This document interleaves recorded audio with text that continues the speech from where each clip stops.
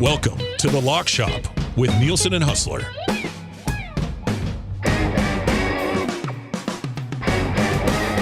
All right, it is 11:03. Thank you very much for being here today. Of course, it is the Lock Shop and all of Edmonton Sports Talk, brought to you by our partners over at Play Alberta, including the Lock Shop. And that is where you're riding with us right now over at PA. If you've not yet used this month's code, it is EST Sports. Deposit 20, get a $50 free bet. Use EST Casino. Deposit 20, you get a $50 bonus in the casino as well. We've got some EST specials that are already up today. The New York Yankees go immediately on our list of teams that we hate. Cost 2 parlays last night. The grandest of parlays were on the Yanks last night. The DGen Den gets hosed. Lockshop partner parlay gets ruined by the Yankees last night as well. And man, I was feeling really good about that Siakam 18-plus points and the Pacers to cover when they were down by 2 in the fourth quarter. And then they had a chance to get a layup in the final 30 seconds. And whoever had the ball, some guy off the bench, absolutely blew it. Pissed me off. But we bounced back. Remember to use your game sense if you are playing over at Play Alberta. Here's the slate that we've got for you so far today. The early bird bet is up. If you are on the Oilers tonight, the big boys probably need to get the job done. Oilers to win. McDavid 2+ points. Draisaitl 2+ points. It's plus 320. Oilers money line. McDavid over 1.5 points. Dry over 1.5 points. Plus 320. That's sitting there on our EST specials page at Play Alberta and on the Play Alberta app. I've already bet that one myself. I'll be dabbling into a few of these other ones as well. Jay's play of the day is up. Edmonton Oilers to win and Bouchard to score a goal. That has been boosted to plus 856. My goodness. Bouchard goal. Oilers win plus 856. And then my play of the day, Evander Kane to get a point. That's it. A Kane point. It's the social media play of the day. Plus 161 for Evander Kane to get a point tonight, which is a pretty good number. An Evander Kane point. Looks like he's going to be playing with Leon Draisaitl. So we will get into that as well. We'll add something from the Lock Shop today. And obviously, we will have the DGen Den's grandest of parlays still to come over on the EST specials page as well. It is Game 6 of the Coupe de Stanley final. And Huss joins us from Winnipeg Sports Talk today. Huss, happy Game 6 day. How are you, my man? Time to get after it. I love that Evander Kane point prop today. Evander, our old buddy Evander, needs to be a big time difference maker tonight, Dusty. He does, right? He's hurt them so far in this series with his penalties. Definitely. He needs to be a difference maker on the positive side of the ledger. When he is really engaged, Evander Kane can absolutely be a guy that can change shifts and can change a game. And listen, I mean, when have the Oilers been the most effective so far over the course of the Stanley Cup playoffs? When it hasn't been all McDavid, all Draisaitl. And that just hasn't been the case enough in the Stanley Cup finals so far. So I'm with you. I mean, if the Oilers are going to get this thing back to Edmonton for a Game 7, it can't all be on the shoulders of the big boys. And listen, this is a big opportunity for him if he does play with Leon Draisaitl. Draisaitl's been great so far through these playoffs. Time to step up and help the big guys get this thing back to Edmonton for a do-or-die Game 7 on Friday night. What's the vibe around? How are people feeling? How was the nasty chat this morning? I mean, there's a lot of pressure, a lot of tension. You guys have been here before, but how are they feeling? Do people feel that we're going to get it? I think you make a good point, Huss. This team has been here before. You know, a little bit changes, but they've been here before. Did you just do something to your audio? No, I don't know what that is. Did you hear that? There was something that I heard, and it's gone now. I'm hearing it right now. Yeah, what is it, like static? Yeah. Yeah, I heard something, but now you sound fine, but you're still hearing it? Well, let me pop out and I'll pop back in. Yeah, just pop out and pop back in. It'd be fine. I think Huss does make an interesting point in that, and I don't know if we talked about this enough this morning, and if you're listening on TuneIn or iHeart or EdmontonSportsTalk.com, you're riding with the Lock Shop, brought to you by Play Alberta. You can text us at 780-218-9999, 780-218-9999.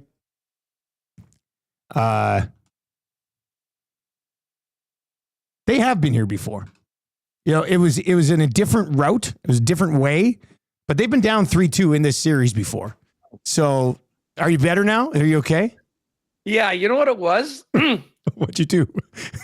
So whatever. I've got a bunch of tabs open as I always do on this other screen. And I guess I was watching a live stream of a storm chaser last night.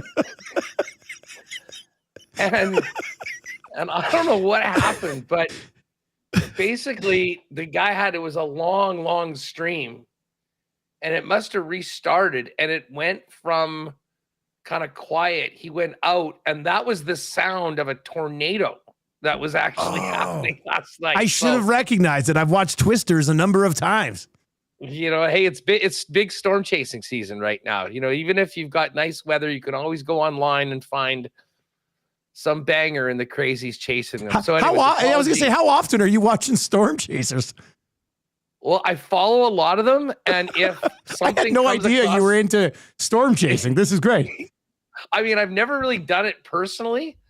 But there's a guy that he was like a big time dude in Colorado that met a girl from Manitoba. And now he lives around here.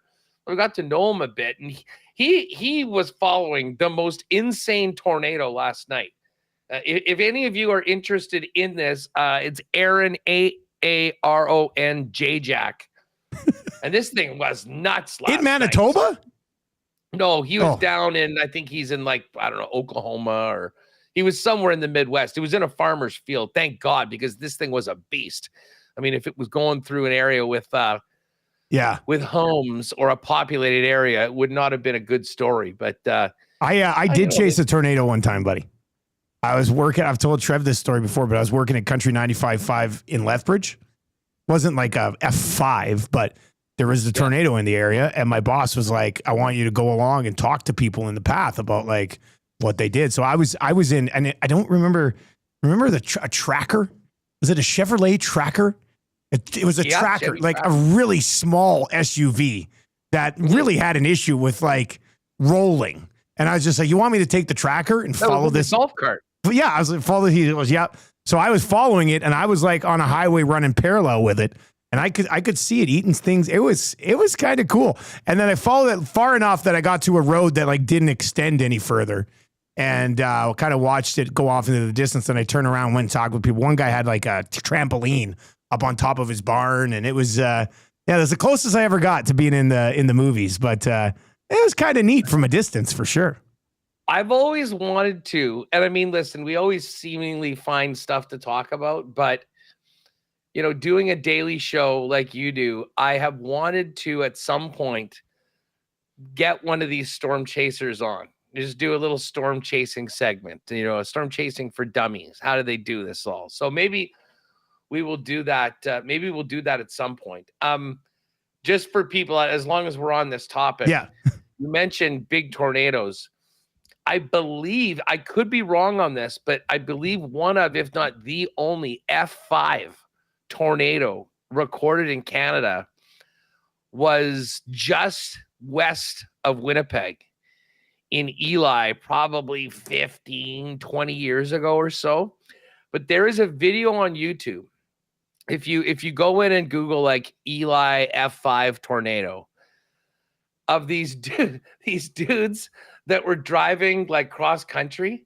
And I think this was before a lot of the weather warning things were going on. Anyways, these dudes get past Winnipeg. They're just driving, and they've got a camera going on in the thing, and they're listening to Power 97, like it's just like the rock station in there. So the guy's talking. It's beautiful outside. And then the camera pans to the left, and the most monstrous wedge tornado is coming through. It's like, what the hell? But it took houses and buildings right down to the concrete. And I think that's how they determine if something's an EF3, EF4, EF5. But that was a doozy. So right now, yeah, if you are into that, have you guys had any big storms so far? Yeah, you know what we had. I don't know if it was yesterday or the day before. There's a bit of a thunderstorm, and I said to Tam, I said, I think that was the first thunderstorm that I've been home for so far. I like a good thunderstorm. I like sitting there watching a good thunderstorm. We, of course, here in Edmonton had Black Friday, which was the tornado in '87 that ripped through the city, killed 27 people. Destroyed more than 300 homes. I wanted to look that up because I was like, oh, was that an F5? It was only an F4, but it was a devastating F4. Like an F4 that went through a populated area. Like just you can do it. I mean, thank God this one. I mean, Eli, like it hit a few structures, but this is, once you get outside of Winnipeg, I mean, this is not a massive area where it's just population for another hour. So it was lucky on that. But yeah, I mean, I think we're all little, but I mean, remembering the horror of that tornado in Edmonton is no joke. Just the photos are so freaky, man. It's just, I'm looking at one of them right now. I never know with these storm chasers, whether they're like, is there like is it for public safety or is there an element of perversion in the destruction that these things Have you watched Twister? Do you watch the original Twister? I vaguely remember it. Okay. I mean, they had a new one come out with who's that hot guy? Glenn Powell. And I've watched it I've watched it like a dozen times. I've watched it on planes all the time. Pretty good movie. And it goes into, he's actually a guy who chases tornadoes on YouTube. He's like a YouTube streamer of tornadoes. And then it's like this whole sort of back and forth with like, he's the wild guy in the West. And then there's these other tech people. And I think Twisters is actually better than the original. I absolutely love it. So if you do like that storm stuff, you should watch Twisters. There's a little bit of like a love story mixed in, but it's pretty good on that storm chasing. Is Sydney Sweeney in it? No, it's not Sydney Sweeney. No, it's she was in one with Glenn Powell. That one was like having an affair. And, that's definitely not this movie. That's a different one. But yeah, no, it was pretty good actually. I really like that one. Anyway, well, speaking of movies, and again, I was never a big subscription streaming service guy, but once the WWE went to Netflix, I said, okay, I'll be a Netflix guy. Yeah. You know what comes out today? Today isn't Happy Gilmore. No. Oh, okay, because that's a Netflix. Way better. The Rob Ford movie. Oh my God. A movie or like it's a movie, like a legitimate movie? No, I think it's like a big documentary. Like a documentary, okay. Working on. I think it's called Trainwreck, Maniac Mayor. I saw that pop up last night. I accidentally clicked on that when I was trying to click on my rewatch of Lost again. It popped up briefly. I didn't even realize it. There's nothing that can get me to click faster than any Rob Ford content. I think back to that era of. You remember how fun it was to jump onto Twitter or whatever? Oh my God. It was pretty wild, man. It was just incredible. So yes, I don't watch a lot of movies. That is number one on the list. I will have a report on the Lock Shop. There you go. Bears. Netflix finally pays off for us. Yes. As far as we were speaking about tornadoes and natural disasters, bringing it back to tonight's game. Yeah. Evander Kane needs to be a natural disaster. He needs to be a Cat 5 hurricane, not of dumb penalties, but of aggression, of hits, and get to the net. I mean, I think of where the Oilers season or the playoffs turned around originally. Game 3, LA Kings, the team looking like they might get swept. Who was it that tied the game? Who was it that was in the crease? Who was it he was right that there, made Jim Hiller think that it was a good idea to challenge that goal, which ended up blowing up in his face? It was Evander Kane. So I think Evander Kane can and needs to play a crucial role, especially if he's going to be up in the lineup. What are the lines that we're thinking about? So are you talking from like the lines or the game lines? No, like the lines. Like, how's the lineup looking tonight? Okay, so Evander Kane is going to be playing with Leon Draisaitl, which is why I really like him at a point tonight. You just laid out everything that he would have to be looking at. Ryan Nugent-Hopkins didn't skate this morning, but he is expected to play. So this is what we're looking at for Oilers lines tonight. McDavid between Perry and Nuge, Draisaitl with Kane, and then Kapanen draws back into the lineup on Draisaitl's right side. Henrique and Frederick, who've basically been invisible in this series so far. They're going to have Jeff Skinner on the left side, and then Matthias Janmark will be with Connor Brown and Podkolzin, Victor Arvidsson, the odd man out, Ekholm with Bouchard, Nurse with Kulak, Wallman with Klingberg, who gets back into the lineup after sitting for a couple of games, and then Stuart Skinner will get the start on net. So, I mean, Kane's being put in a pretty good spot alongside Leon Draisaitl here to go out and make an impact, because he was on the fourth line last game. Now he's back up into the top six. Well, and why was Kapanen out of the lineup? It's a great question, man.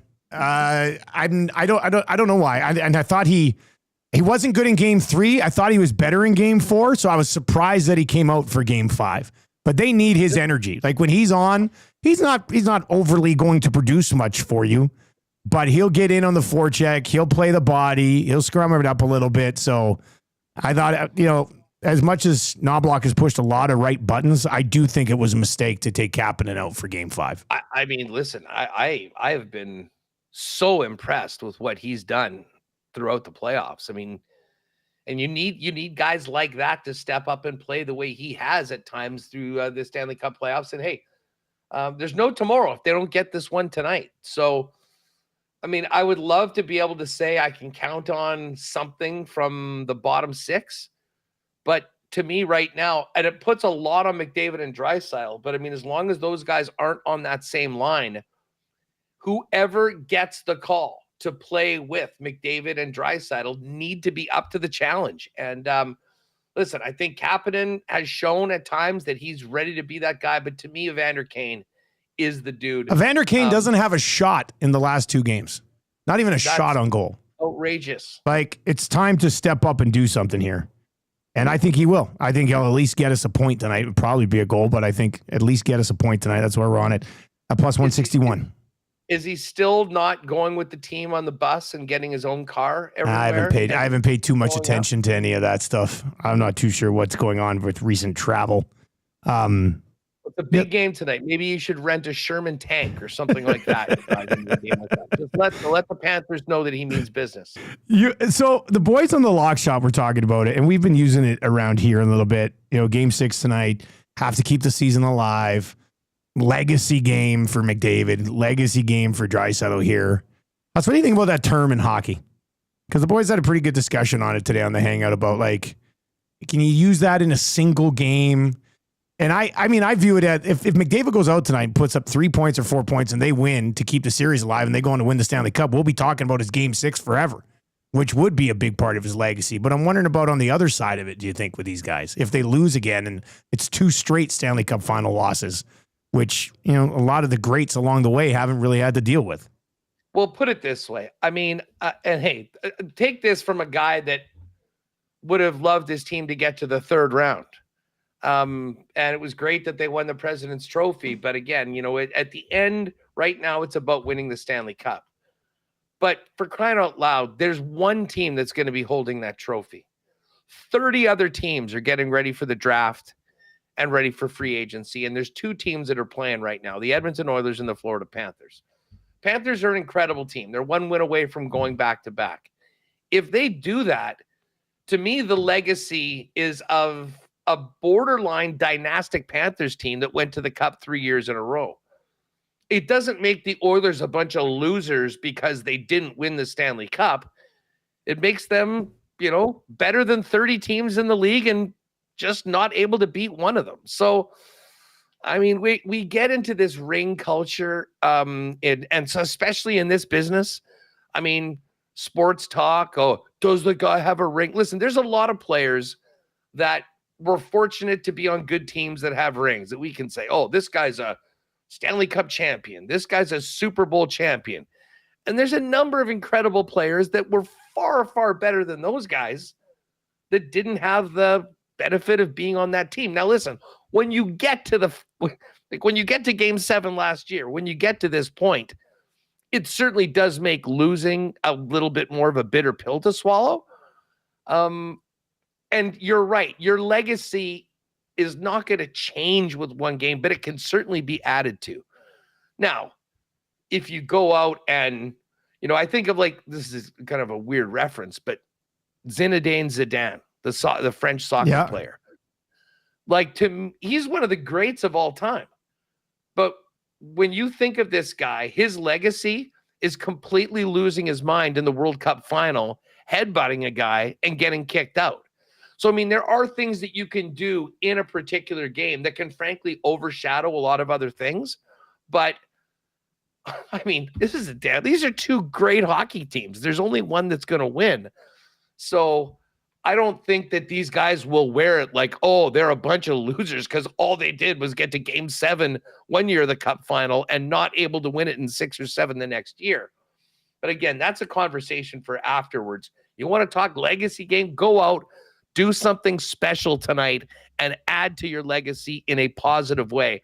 And I say that for individuals, but I also say that for the team overall, because the reason the Panthers are winning this series right now is that they have been a better team from top to bottom.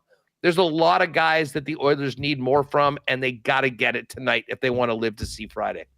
What do you think about this total, man? We haven't included a total in anything of any of our plays yet today. I think if we can come to a consensus on a total, it's a good place to start for a possible lock shop partner parlay today. It's at 6.5. The Panthers have scored 23 goals so far in this series. I want to think, if the Oilers are going to win this thing tonight, they got to tighten up a little bit. Maybe tonight's the night that we see an under, but I mean, it's just there's been so many goals so far in this series. Where do you come out on the 6.5 right now?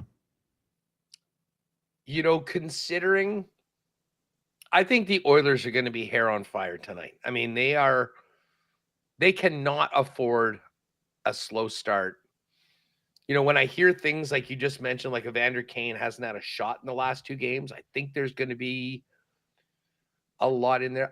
To be honest, I think we just look at these series and how good both of these teams are. I think I would lean the over. But it's part of the reason why I haven't spent so much time and really don't bet those as much. Is that, every now and then you'll get a great performance from a goaltender but I mean, listen, we've seen a lot of goals in these games. And here's the other thing. And I don't really want to, get on a negative side for the Oilers, but if they do get down in this game, I mean, they have to do everything they can to score, which could open up more opportunities for the Panthers. I mean, if there's any question that this game is in doubt, the net's going to be empty at a certain point. So, and I'm looking at what's the so is it 6.5? It's 6.5 minus 111 on the over, minus 125 on the under. Interesting. Okay, I'm seeing a bit. And if it's at 6, it obviously gets juiced to the over. But, yeah. I mean, I'm not as much on I think when I'm playing this game, I've got enough already invested in the series to go 7. Yeah. That it's like a built-in bet on the Oilers to win as it is. To me, I kind of think we look into the player props for tonight. I love that number on Kane to get a point. I mean, I think that's a real juicy number. And when you think that he's behind like a Jake Wallman, a Matthias Ekholm, and he's playing with Leon Draisaitl on that line. What's Kapanen? I'm not seeing a number for Kapanen just yet. Probably because it was just announced that he's going to be. Oh, here he is actually. Kapanen point plus 221. Whew. Yep. Now he's not going to get any special teams time, but yeah, I mean, as far as guys who are playing in the top 6, you get Kane at plus 161 and Kapanen at plus 221. I like that a hell of a lot more than the numbers I'm seeing on Adam Henrique, for example, who's done nothing so far in this series. I'm not interested in anything outside of the top 2 lines. But Corey Perry Point's still sitting here at minus 105. like, I'd totally be okay throwing that into something because I've usually been getting a piece of that, but I haven't hit that yet at all for this game, at least. And I guess we're a little what we're wondering about Nuge tonight. I mean, he'll be there, but just how much he's got to go. Although, hey, he's playing with Connor McDavid. What it is. I mean, listen, the other guy when it comes to points or goals that has been all over this series from the other side is, of course, Brad Marchand. And it's amazing how Marchand's goal total has dropped, like for single games, like over the course of the series. Like early on, he was like plus 280, plus 275 early on in this series. And he's still getting him over 2-1, but it is a bit of a drop. And just speaking of that, I don't know if anyone rode with me on the Marchand top goal scorer in the series, but that was 17-1 pre-series, and now Marchand is minus 250. Bennett 3-1. He's 1 goal back. Draisaitl, I will say this, Oiler fan, if you think that this series is going 7, and let's face it, they're not getting to 7 if Leon Draisaitl doesn't have a big game, and he sort of has been the trigger guy. You can still get Draisaitl in and around 8-1 to be the top goal scorer in the series. And I believe he's got 4 along with Bennett, and Marchand has 5 right now. So, I mean, like if Draisaitl goes and pops a couple tonight and we get game 7, he all of a sudden goes from like an 8-1 underdog to probably a minus 200 or 300 favorite on this. So just an interesting little note on that. But if you had to bet, if you're looking at Draisaitl and McDavid tonight, yeah. If you were looking at props for one or the other, who are you more confident is going to be on the score sheet tonight? I mean, I think my level of confidence would be McDavid over 1.5 points, probably followed by a Draisaitl goal, and then Draisaitl over 1.5 points. Draisaitl, Connor on the point side, Draisaitl on the goal side. Yeah, and we already have that one parlay we put together, Oilers money line, and then 2 points for each of them. But a Leon goal's not a horrible idea tonight. A Perry point is not a horrible idea tonight. That's something that we could. He's going to be on that power play again, Corey Perry. So I mean, that's something that we could probably look at as well. Well, listen, I think there's good value on Perry and Kane tonight. I mean, and listen, are they passengers with the guys they're playing with? Maybe. Well, they can't be, but there's always the possibility that you're going to get a freebie or an easy one because you've got the luxury of being on a line with McDavid or Draisaitl. But listen, for Kapanen and Kane, like they're not going to have a long time, I think, to announce that they're there and ready to go for game number 6. I mean, this is do or die. There's no tomorrow. I mean, Knobloch, if he doesn't see what he likes early on in the game, you're doing one of 2 things. You're putting McDavid and Draisaitl together, or you're looking at who's got some jump in the bottom 6 and you're replacing those guys. So I think for that reason, I do like those guys getting in and on it early, just to announce like they're here, they're ready to go for a full 60 minutes playing with Dry, and go out and make something happen. Get a lead. How about that? Score the first goal. Like, wouldn't it be nice not to be playing from behind against these guys? That would be nice. It would be nice for a change. It'd be huge. They've been outscored 11-4 in the first period and outscored 7-0 in the first period of the last 3 games. So we got to try to find a way to get a better start tonight. And maybe it is those guys that can play a little bit physical and emotionally get involved in a game early that we can put that together. So 780-218-9999, 780-218-9999. How's anything else on this game? No, just everyone enjoy it, have fun, be confident, and let's hope that on Thursday and Friday we are having similar conversations about props, who's playing with McDavid, who's playing with Draisaitl, and getting ready for a Game 7 this time in oil country, as opposed to last year's down in South Florida. The cup will be in the building tonight. Let's get a cup. Let's get that cup on the plane along with everybody else for one more game for this amazing series. All right, a couple other things that I wanted to get to. We'll take a look at what these week 2 lines ended up being locked in here in the CFL. But we did not talk about it yesterday. I was distraught the rest of the afternoon. Joey Chestnut returns to Nathan's Famous Us. You, of course, are the first person I ever think about when it comes to Joey Chestnut and competitive eating. What does this news mean for you? How does it change the game? How excited are you for this? It was an appropriate day for us to get this announcement from Joey Chestnut on the same day that Canada announced their top 6 players for the Olympic Games. The U.S. announced their top 6 players for the Olympic Games, because we as sports fans deserve true best on best competition. And I'm sorry, for a long time, many could argue that the Nathan's hot dog contest without Kobayashi wasn't a true best on best. But once Joey Chestnut established himself as the standard in the world of competitive eating, we knew that everyone was going for the crown. So when Joey signed a deal with a plant-based hot dog company and Nathan's banned him last year, it was truly one of the greatest miscarriages of justice in sports in the last decade. However, cooler heads have prevailed. Now, Joey has said in his statement yesterday that he's never worked with any other hot dog company. I saw the statement. Than Nathan's. He wanted to be very clear about that. And basically what he said is it sounded like some sort of a misunderstanding. I mean, you can't have a misunderstanding that costs a sport the greatest athlete in the history of competition, but that's in the past.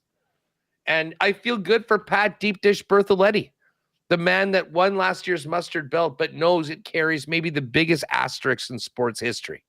So he's going to have an opportunity to win it against Joey. Jaws. Now, if you remember, they did have that Netflix event, Kobayashi versus Chestnut. Yeah, I remember watching that. I was on the road somewhere. I was watching that on my iPad in a hotel. Yeah. Now, I mean, Joey got into the 80s in that. So again, I still don't know the size of the dog and bun. I think that it was like baseball playing with a juiced ball. Like, yeah, of course the homers are going further and the numbers are better, because I don't think it was standard. We're back on Coney Island, July 4th. Joey Chestnut, the rest of the world chasing him.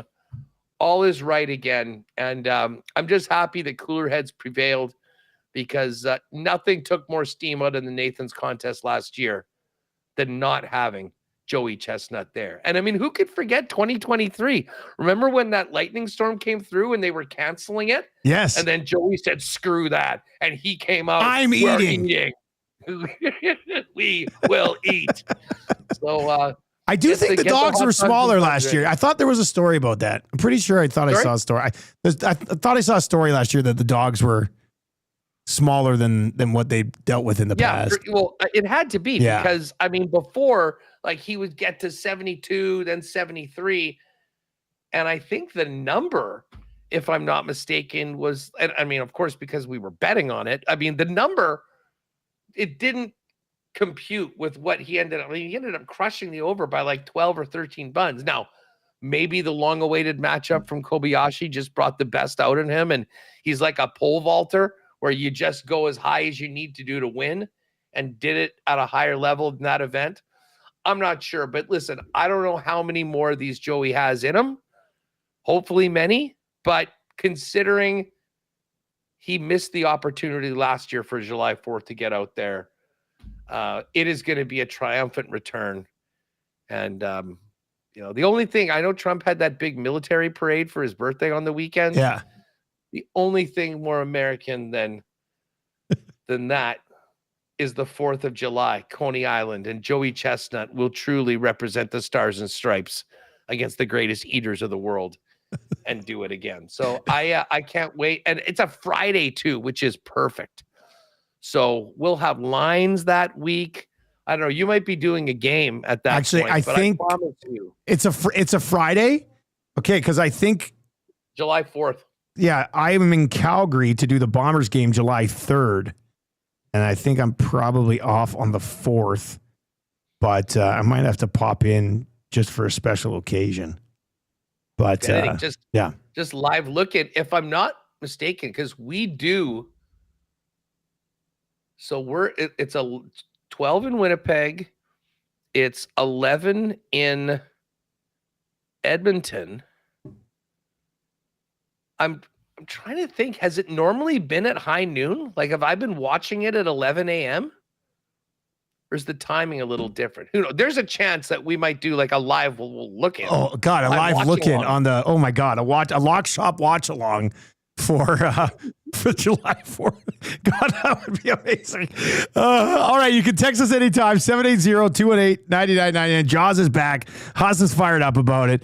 I love this guy, Jesse, over in the chat on YouTube says, who's betting on the game tonight? The answer, Jesse, is all of us. All of us, if you're here on the Lock Shop right now, all of us are betting on this game tonight. You can scroll back on YouTube. You'll see the best bets that we put together. I'll recap the little partner parlay coming up here in a little bit as well. Let's take a look at, quickly on the NBA game. Huss, did you, quiet night last night. There's a few baseball games, but did you check out the NBA final? You know what? It worked out great for me. I was planning on taking the Pacers. Plus the points, like 9.5. 9.5. It moved to 9 right before the game. And then I got caught up doing something and ended up missing the start of the game. So I was sort of looking at the live lines, and very early on, OKC went up like 8 or 10 or something like that. And I ended up getting OKC at plus 13.5. The Pacers are plus 13.5. Yeah, sorry. Pacers plus 13.5. So everything turns out Huss again. Yeah, it worked out well. And the funny thing was that, like, again, the live bets, like the line was moving so much. I was on 13.5. It kind of went to 12.5. And of course, it was 11 points, and OKC had the ball for the better part of the last minute plus. But the Pacers called the dogs off. They didn't shoot anymore, and was able just to kick back. I was so pissed because I had our early bird bet yesterday was Siakam 18 plus, and he crushed that. He was excellent. And then it was the plus 9.5, and they cleared out the bench with about 2 minutes left. SGA was still shooting. He wasn't hitting. Pacers did get the an and one. We needed 2 more points, and with like 27 seconds left, one of the guys off the bench for the Pacers was driving to the hoop and lost the ball, and then that was it. I was like, buddy, just hang on to that ball and lay it in. Cover the 9.5, please. So I was not happy, especially because OKC left all their starters or all their main guys in the final 2 minutes. I was like, give us some garbage time on both sides. After getting burnt in game 1. Yeah, finished strong, I guess. You know what? We'll leave the guys in. Halliburton was awful last night, though, and I know he got banged up and he was dealing with a leg injury, and he obviously wants to play in the next game. But even before he hurt his leg, he was not. I don't think he had a field goal last night, did he? It just No, he was 0 for 6. He had 4 free throws, and that was it. Played 34 minutes. I knew he had 4 points. Yeah, did not have a field goal last night. It's such a tough look. Like, you're in a championship game 5, the season on the line. You're like, yeah, I've got some calf tightness. Like, I mean, I'm not one of these guys that, was all over the NBA players, but we're seeing what these guys are playing through right now in the Stanley Cup final. And I get it. Your calf is pretty huge when you're talking about jumping and doing all the things that basketball players need to do. But it's a tough look just being there on the bench in such an important time when you probably could get out there and do something. But I think if we saw what happened early on, he certainly wasn't helping his team. No. So the coach has to make that decision. Hopefully he'll be better. Pacers, 4.5 point home dogs for game number 6, in between like plus 155, 160 to get it done. Like, do you think, could we get game 7 in this series, or has the tide just fully turned over to OKC? And that's a good question. Champagne on the plane back to Oklahoma from Indiana in game 6. Good question, man. I mean, I don't really want to doubt the Pacers. They were down like 16-18 at some point in that last game and had it within 2 in the fourth quarter. So, you know, going home, place is going to be crazy. We'll have to monitor Halliburton's leg and see how he is. I'm not going to sit here today and go, there's no chance the Pacers can force a game 7. That was their first back-to-back losses of like the entire playoffs or something like that. So they've been good. They've been really good. And I could see them using home court advantage to force a game 7. And then I would probably be pretty confident in OKC going home in game 7. But I mean, the Pacers have shown so much fight late in games. I just don't see how we don't see that similar fight when their backs are against the wall in a game 6 at home. So I think I'd probably be on the Pacers to extend it, but that OKC team is ridiculous. That Jalen Williams, man. Jalen Williams is insane. He's in his 3rd year. He's 24 years old. Dropped 40 last night. And does it all. I mean, he defends better than SGA. They've the riches that they have. They have a guy that they drafted last year in the lottery that was injured all year and hasn't even played yet. And then they've got all the picks this year. Like it's if you that's happened 2 years in a row because they picked Chet Holmgren at and he was hurt. So he missed his entire rookie season. They are. If you're like for some reason just being like, I think I'm going to get into the NBA, which team should I cheer for? Well, the OKC Thunder have a couple of Canadians who are pretty damn good, and they're probably going to dictate the entire offseason movement in the league for the next 3 to 5 years. So probably a team that you want to hop on board with right now. It's ridiculous. So let me ask you this, because you are way more dialed in the NBA than I have been. Tell me about this trade between the Grizzlies and the Magic. Desmond Bane. Yeah. The Grizzlies trade Desmond Bane, and I'm like, I guess I've heard of this guy. But coming back, Kentavious Caldwell-Pope, Love Cole KCP. Anthony, 4 unprotected first-round picks, and 1 first-round pick swap. Like that's like what they got for Paul George. It's not completely at the Paul George level, but it's insane. They got SGA, I guess. It's insane. Yeah, they got SGA and all those picks, but I like Desmond Bane. I think he's a really good player. I do. I think he flies under the radar because John Morant's in the spotlight with the Grizzlies, you know. But to me, if you're giving up 4 first-round picks and then another first-round pick swap, it's got to be for not a Luka level player, but like a superstar level player. And like if Giannis gets traded by Milwaukee, will they get more than 2 players, 4 unprotected first-round picks, and a pick swap? It's a great question because I don't understand how contracts would work into it and that type. I mean, he's 1,000,000% more valuable than Desmond Bane. So from that market perspective, I like the pickup for the I like Desmond Bane. I think he's going to be a great pickup for the Magic. He's only 26. But he's and you know why he's cost me a few bets along the way. I remember during the season because I took him on some unders and. The guy can play. He's a very good player, and I think he'll be a really good piece for what they're trying to build with where he's headed. But still, when you see the sticker shock of 4 firsts and then a pick swap going the other way, it's pretty bloody insane. Like that's nuts. Hey, just a couple of quick things. By the way, Gold Cup tonight, Canada. Yep. I know you guys are all going to be locked in on. What's the play? What's the play, Huss? Well, we're playing Honduras. I mean, I've seen them anywhere. I saw them at minus 250 yesterday. It's now minus 227. Listen, the team looked great. This is I I'm getting on Canada to win the Gold Cup. That's going to be a fun bet to follow over the next little bit. You can see it anywhere between kind of 5 and 6 to 1. I think they're ranked behind Mexico and behind the USA.